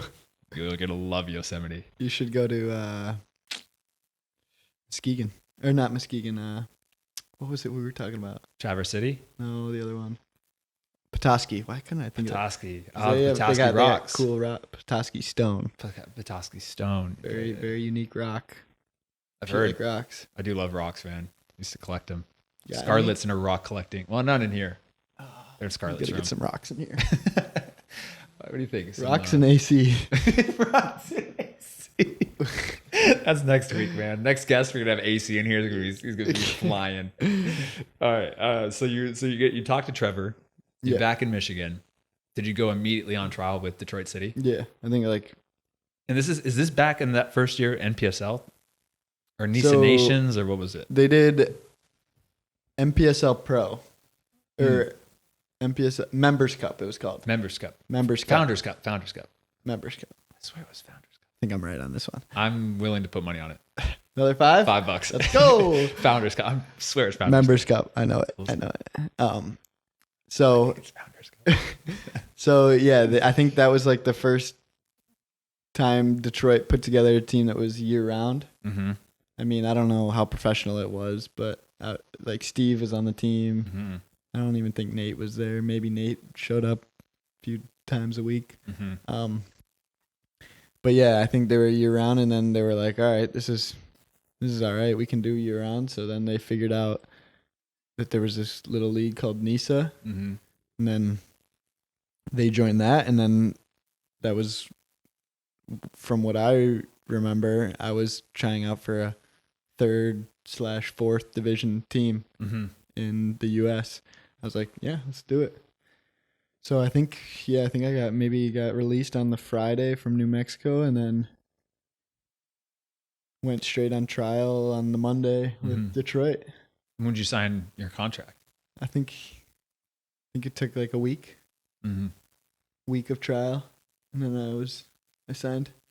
So I did like a 3-4 days of training, played pretty well. Steve always says it was because I got signed because of a bicycle kick, because we were playing in the field house, and there was one day where we were just playing small side. I just kept scoring, and then like I think Nate hit like a long ball to me in the corner, and I got up for this bicycle kick and like reversed it back behind me, far post. I think it hit bar and post, but it didn't end up going in.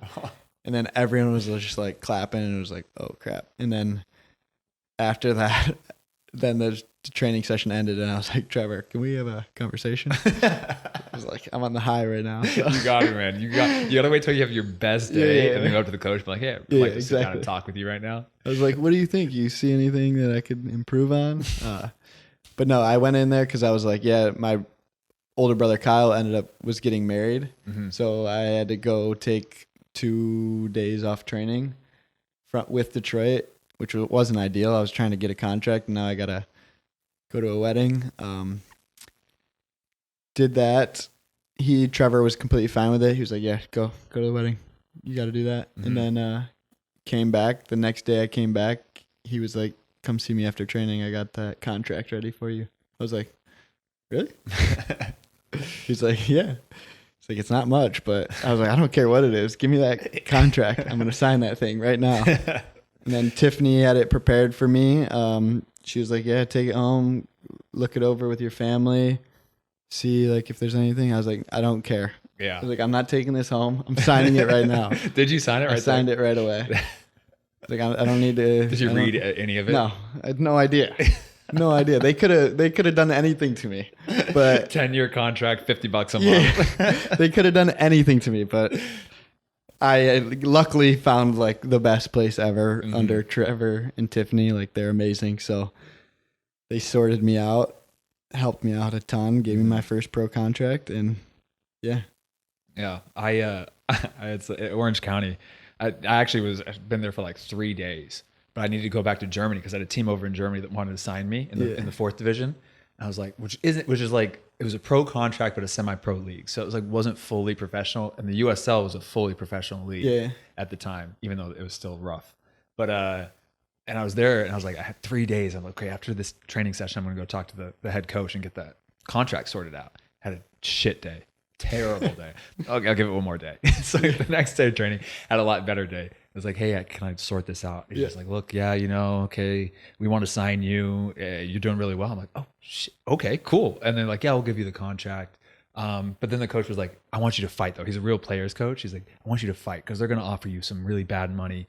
Fight for this he's like, minimum fight for $1,000 a month in housing. Don't accept it if it's less than that. Yeah. And I'm like, Barry, I'm going to tell you right now, I'm going to sign anything. Anything. Yeah. Contract comes in. Luckily, it was right at the minimum that the head coach wanted me to fight for. Yeah. I was like, how do I tell my coach I signed for less after he took me aside and said, don't sign for less than this number? And I had luckily, it was right at the border. Didn't counter offer at all. Just said, yep, sign it. Boom. It said the same thing, take it home. And I was like, I'm going to sign this. Yeah. So funny. It just, at that point, just get your foot in the door is what I was thinking. I don't care. I can go a year. I was living off $500 a month. I can do whatever. Yeah. I had no guidance from like any former pros or anyone in the pro world that was like telling me this is what you should sign for or what.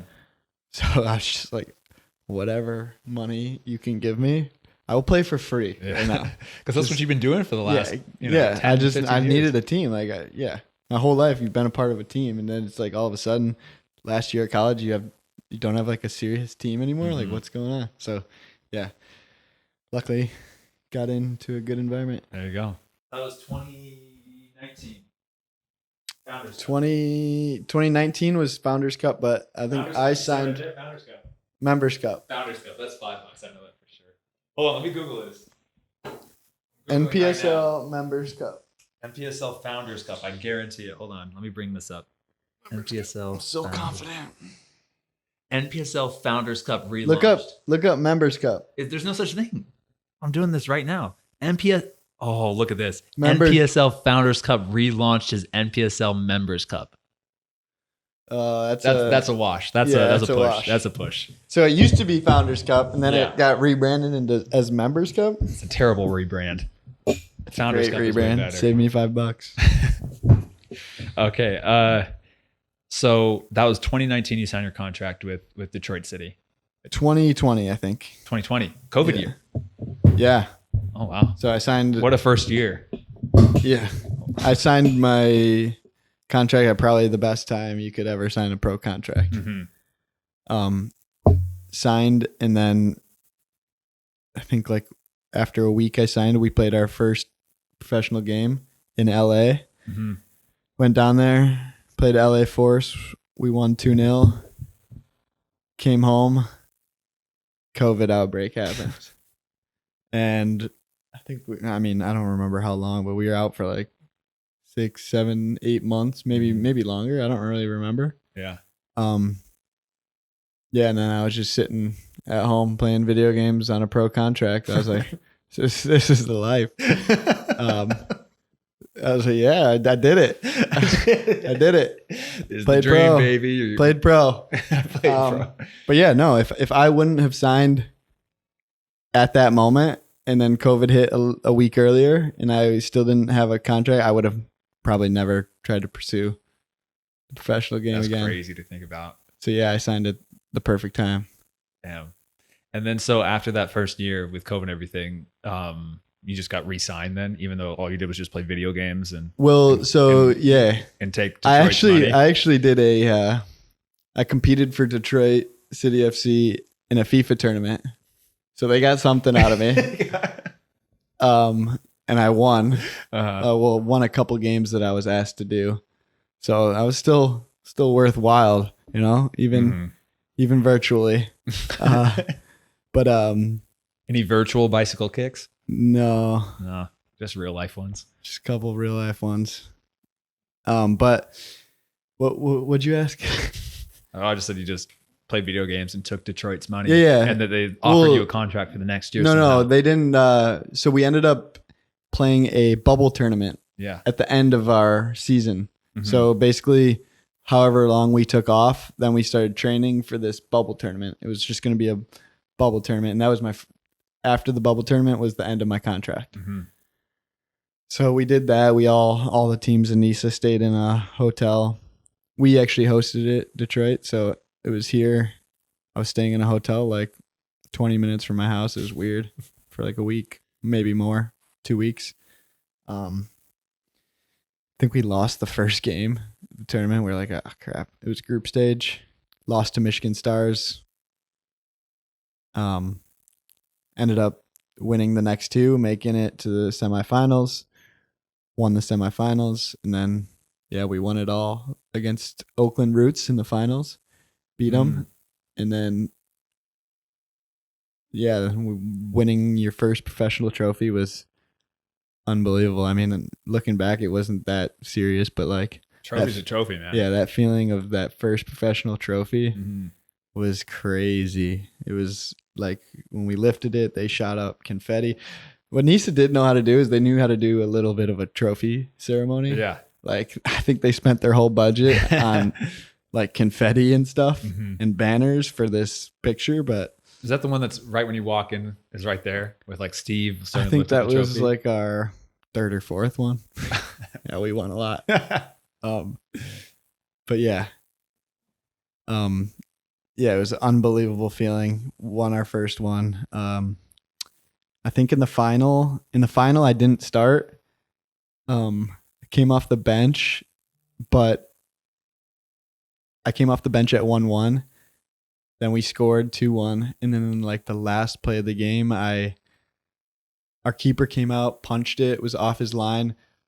Player lobbed the keeper, and I just sprinted back to the end line and headed it off the line, like in the 100 or did it go into extra time? Can't remember. I think it was just, but it was up there, like 91st or minute or something. So it was an important clearance. So I was like, oh man, I really played a good part of this game. Like I did my job. That's sick. Ended up with the trophy, and that's awesome. It was awesome. That's really cool. Then obviously you came back for the 2021 season, 2022. So that was in the full NISA season of 2021. Then you had USL Championship season of 2022, and then last year 2023 as well. Yes. So right now is my fifth season. So of pro. Like you don't have to go into every single year, but like overall the last 4 years, you've had a lot of success. Yeah, I mean the second year of NISA was crazy. I mean they just were making competitions after competitions for us to try to lose, but we just kept winning all of them. Regular season finals, playoffs, tournaments, whatever they made, we won it. It was nuts. We just couldn't lose. Yeah.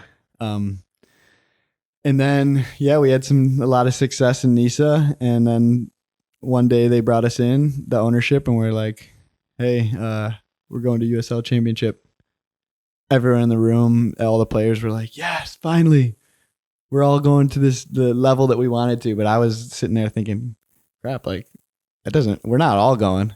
The club's going. Like, I don't know if I'm going to be going. I don't know if they're going to give us a contract for that. But then, I ended up getting a contract to play USL, and I was like, that's the level I wanted to play at since getting released from New Mexico preseason or whatever. I was like, I want to get to the USL Championship for sure. That's a level I know I can play at. And we had a really good first season. I mean, people didn't really know what to expect from us. I thought you guys were going to be bad, to be honest. Yeah, I didn't think you were going to be bad. I thought that you were going to struggle your first year in the USL Championship. Yeah, we had a full NISA team, and so we just smacked us that first game. Yeah, I remember that. And I was like, oh shit, I underestimated these guys. Yeah, I mean, we were always just going to be hard to play against. You know, Trevor had a style that was just hard to beat. Yeah. A lot of work rate. Yeah. Everyone get behind the ball. We're all defending as a unit. Frustrating. It was frustrating because I remember having the feeling of like you break them down, you start to go, and then just this wave just goes right back. I'm like, Yeah. Then you're looking at 9 players again. And Yeah. Yeah. Like I would play the number 10 and I'd be just in front of our center backs at some point, like just defending. Yeah. Like if we got a 1-0 lead, it was game over. Like that's what we wanted. 1-0 and we'll fight for 90 minutes to keep that 1-0. Mm-hmm. And it worked. Yeah. So I mean, we did that. I think we were on a high that first year. Like we were the new guys. We're a bunch of NISA players. We all had something to prove, and we did it well. And the second year, I think we slowed down a little bit. Mm-hmm. Didn't have the best year. Bunch of different things maybe were the reason, but didn't have the best year. Still ended up making it playoffs. Snuck in there at the end. And then knocked out the number 1 seed. Yeah. Shout out Dom Gasso. Absolute screamer. Absolute screamer. Somehow. You put in 2 crosses that got cut out by the first man twice. You noticed that? Yeah, I've seen it. Oh, that's good. I think I had it planned all along. That was your strategy, huh? It's going to go in the back. Here you go. First guy. Yeah. First guy again. The first one wasn't that bad. Z should have made that run a little bit harder. Get across that first man. No one's getting across the first man. He was really out. He was out like 10 yards. You got to get across the first man. I know. Or else you make the crosser look bad. You didn't. Yeah. Usually, what that happens, if I hit the first guy and I get a second chance, it's going back post. See, that's your mistake. Yeah. I didn't make that mistake. Right back where I just did it. That's true. Comes back out again to us. Banger. Put the number 1 seed to bed. Mm-hmm. Second round didn't go so well. Went to Louisville. Yeah, Louisville. Yeah, we struggled. Tough place to play, tough team to play against. Yeah. But that's sick. I mean, beating Pittsburgh, number 1 seed. I've done that. When I was at Orange County, we knocked out Sac Republic. They were the number 1 seed. We were the 8th seed. And just, it was crazy. And penalties. Nice. Yeah. So sick. Yeah. And then lost in penalties twice. Then beat penalties. Houston. Beat Houston. Yeah. That was a big one. Yeah. I mean, I've never had success in any penalty shootouts ever. Yeah. So I was terrified. Me and Steve have just not had success in penalty shootouts. So me and Steve were sitting there in Houston debating who's going to go 9th and who's going to go 10th if it comes down to it. And then it came down to it. I was like, all right, whatever. I'll go 9th. I'm just going to go up there, put the ball down. There's a massive divot right where you plant your foot. Mm-hmm. So I'm getting extra nervous now. I was thinking about going down the middle, but should have taken it lefty. It's a good idea. Yeah. That, probably would have done that. What do you think people would have thought if I just put that up and went lefty? Depends if you would have made it or not. Yeah, if you made that, you'd have been a legend. But if you missed, you would have been. But just like lining up, what would go through everyone's head? I don't think the keeper would know that you were actually. Yeah, I don't think the keeper would. I think that everybody watching. But like our coaching staff, our team. Again, I think it'd be like, what is this guy doing? And then if you slot it, you score that, it's like that's the biggest, unbelievable, biggest dick energy ever. That's crazy.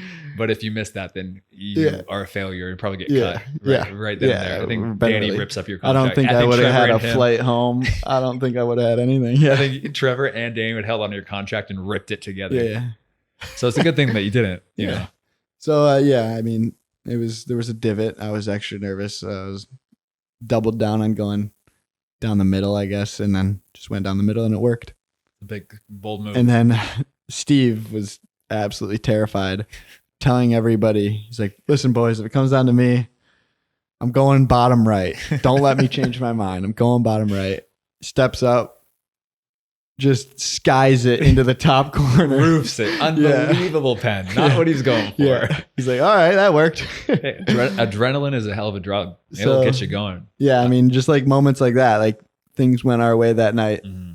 You got to have that little extra magic on those cup sets. Yeah. So awesome. And that brings us pretty much to today. And now we're here and I'm in this sauna of a podcast room. It's good for you, man. You're sweating out all like the bad stuff. There's no bad stuff in me. Only good stuff. Like cheeseburgers and grease. I don't eat I'm not a Steve. Yeah. We talked about his diet on the podcast. Oh, did you? Yeah. Actually, I listened. He claims he doesn't eat like a 4-year-old. He said, "No, that's Matt Lewis. That's Matt Lewis. I eat healthy. I eat veggies. I just don't prefer veggies." That's what he said.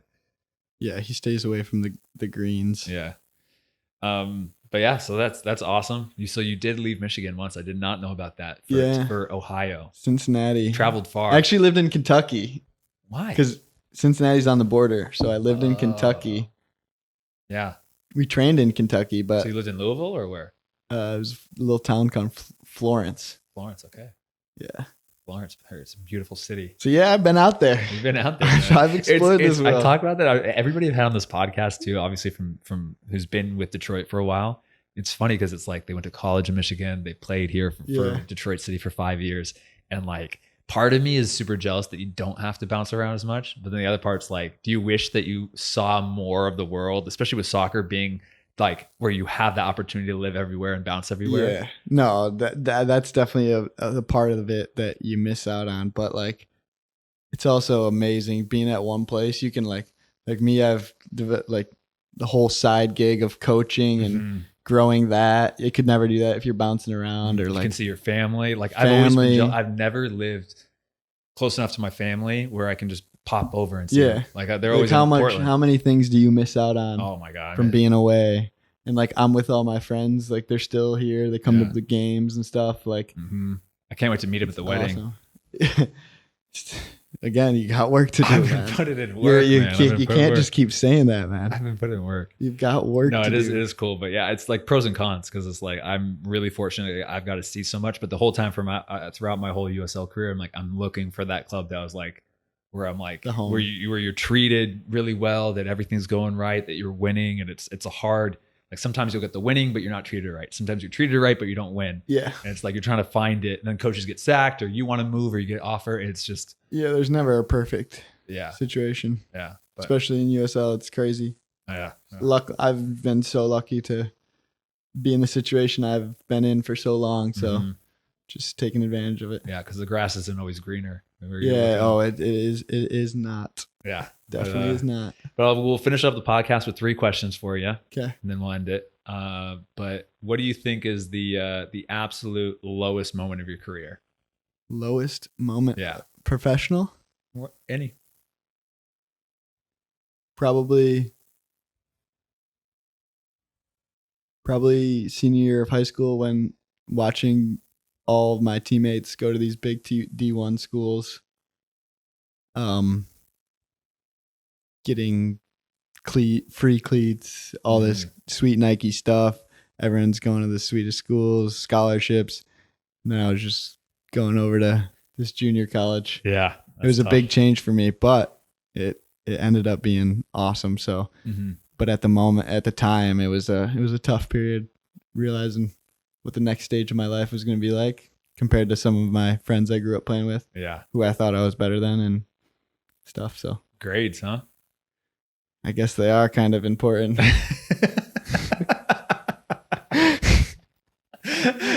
learned the hard way. I guess they do matter a little bit. Hey, you live and you learn. And are those guys? They are not playing professional. There you go. They probably got good jobs. Yeah, make more money than you. Yeah. Are they happier? No way. I'm the happiest man on earth. That's true. I know. I see it every day. Yeah.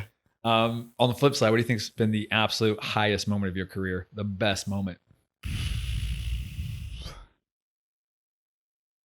I'd either say that first trophy was awesome feeling, or second year scored the bicycle kick, went number 1 on Sports Center. Yeah.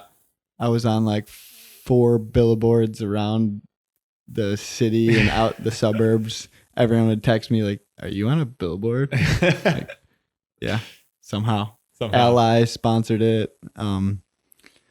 Yeah, I was getting so much recognition for like a month after that goal. I never thought like a goal could just like do that, but I was getting recognized places. Really? It was wild. Yeah, it was wild. That's sick. I mean, I saw that bicycle kick like 10 times just on my phone. Yeah. Just from seeing Nisa. And I mean, was that when Armando was on the team? Yeah. Because Armando was on the team, and I think he showed me it too. No, some big accounts were posting every Instagram Bleacher account. Report. Yeah. If you had any soccer on your algorithm, you would see your bicycle kick. Yeah. Somehow I did that. Sick bicycle kick. Yeah. It's crazy. Yeah. I remember the game. I would have never done that. Like I don't know why. That's the first bicycle kick attempt I ever tried in a game. and we were tied 1-1 to a team that we should have been beating. And I was just like, everything wasn't going our way, frustrating. And I remember just like opening up, taking a shot. I was like, I have to just force this in and take a shot because nothing's working. Keep going backwards. I'm taking a shot here. No space for a shot. It blocks. It pops up. I'm like, should I bring this down or should I just bicycle kick this? Just in my head, I just went for it, and somehow it went in, and yeah, it's crazy. Yeah, that's definitely the highest moment of my career for sure. That's sick. And then the last question: if you could go back at any time of your career in like a time machine and give younger Connor Rutz some advice, when would you go back, and what would you say to him?